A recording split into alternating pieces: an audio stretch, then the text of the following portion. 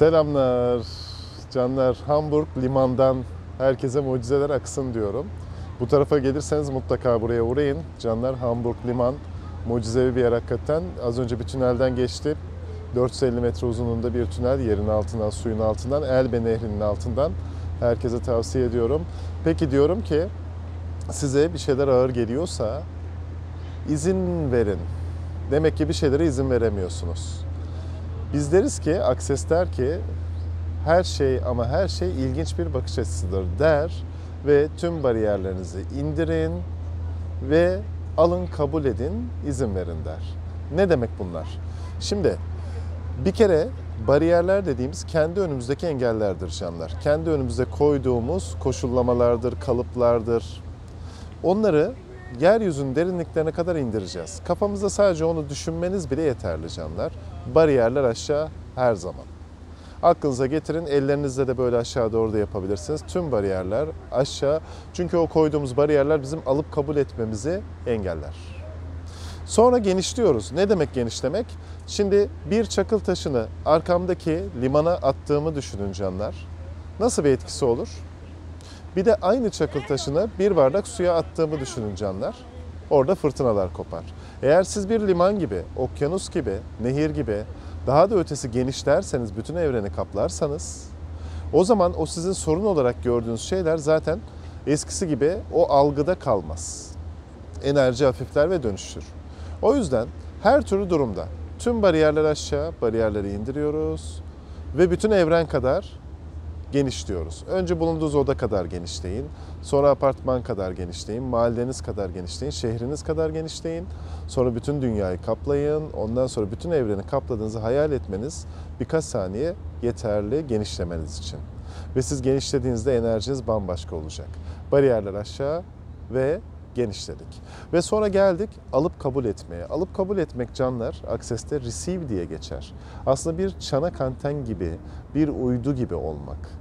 Yani gelen ne olursa olsun izin vermek. Eğer izin vermekten işlerseniz, her şeyin sadece ve sadece ilginç bakış açısı olduğunu kendinize hatırlatıp fark ederseniz eğer, o öyle olmalı, bu böyle olmalı, şu şöyle olmalı, o melimalı, şöyle olması lazım alanından çıkarsınız. Çok güzel bir lafımız var, bir hocamız söylüyordu. Lazımların hepsini ne yapıyoruz?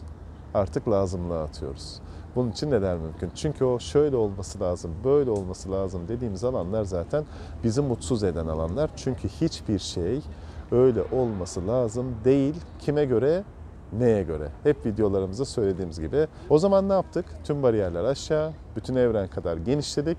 İzin verdik. Olan neyse. Bir şeyler üstünüze geliyor. Biz şunu yapıyoruz. Hemen tepkiye geçiyoruz. Etki tepkiye girdiğimiz zaman biz bir tepki verdiğimizde karşıdan bir etki gelir. Bir daha tepki veriyoruz, yine bir etki. Ve etki tepki mekanizmasından işleyip dönüştürme şansımız yok canlar. Onun yerine bir de şunu deneyin bakalım. Hadi ilk canınızı sıkan olayda. Hadi ilk böyle algılayamadınız. Hadi üstünüze gelen bir konunuzda. Bir de şunu yapın bakalım ya. Hadi bir de bunu deneyin benim için. Kimin için? Benim için. Hadi bakalım. Tüm bariyerleri aşağı indirin, bütün evren kadar genişlediğinizi hissedin ve olan duruma izin verin, yani alın kabul edin. Alın kabul edin. Biri bize çok güzelsin diyor, ulan diyoruz ya herhalde bunun altında bir şey var, bunun bir çıkarı var. Biri bize çok yakışıklısın diyor, yine aynısını düşünüyoruz. Veya biri bize çok zekisin diyor, olur mu diyoruz, o senin zekan, o senin güzelliğin. Bak alıp kabul etmiyoruz. Kendi potansiyelimizi reddediyor. Evet, alalım, kabul edelim. Çünkü niye? Bize şunu öğrettiler, bu kibirdir, bu egodur diye kendi potansiyelimizi reddettik canlar. Hayır, kibir bambaşka bir alandır, ego bambaşka bir alandır. Evet, ben zekiyim, alıp kabul ediyorum. Evet, bedenimi alıp kabul ediyorum. Evet, kendimi alıp kabul ediyorum. Alanından işlemeniz neye benzerdi diyorum canlar. O zaman olan şeye izin verin bakalım. Bariyerler aşağı, bütün evren kadar genişledik. Olan duruma izin verdik, alıp kabul ettik. İzin veriyoruz. Savunmaya geçmedik, enerjimiz genişledi, bariyerler aşağı. Bir de böyle deneyin. Bakalım hayatınızda neler değişecek, neler açığa çıkacak. O zaman izin verdiğinizde bir şeylerin olmamasına da, istediğiniz gibi olmamasına da gönüllü olduğunuzda canlar, bütün sonsuz olasılıklar değişir. Çünkü kendinizi kısıtlamazsınız. O zaman her şey mümkün alanından geçersiniz. Her şey mümkün alanına geçtiğinizde sonsuz olasılıklar her zaman çalışır canlar. Ama öbür türlü katılaştırdığınız zaman illa böyle olmalı, illa şöyle olmalı alanına girdiğinizde canlar, o zaman sınırlamalar yaratırsınız.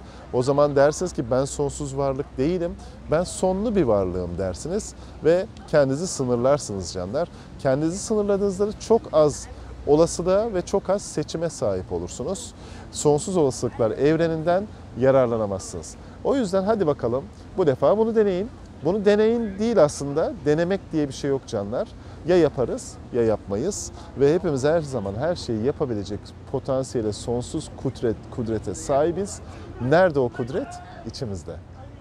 Bununla artık bir olmamız için o sonsuz potansiyelimizde neler mümkün? O zaman tekrar ediyorum, herhangi bir durum için ne yapıyoruz? Karşımıza geldi. Bu defa farklı bir şey yapıyoruz. Tüm bariyerlerimizin indiğini hayal ediyoruz.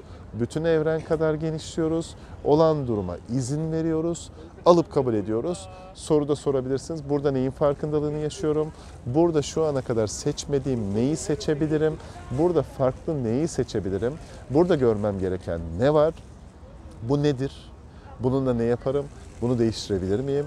Değiştirebilirsem nasıl değiştiririm? Başka neler mümkün? Sorularda kalarak yaşamamız için neler mümkün? Canlar, herkese selamlar. Hamburg'dan mucizeler akar.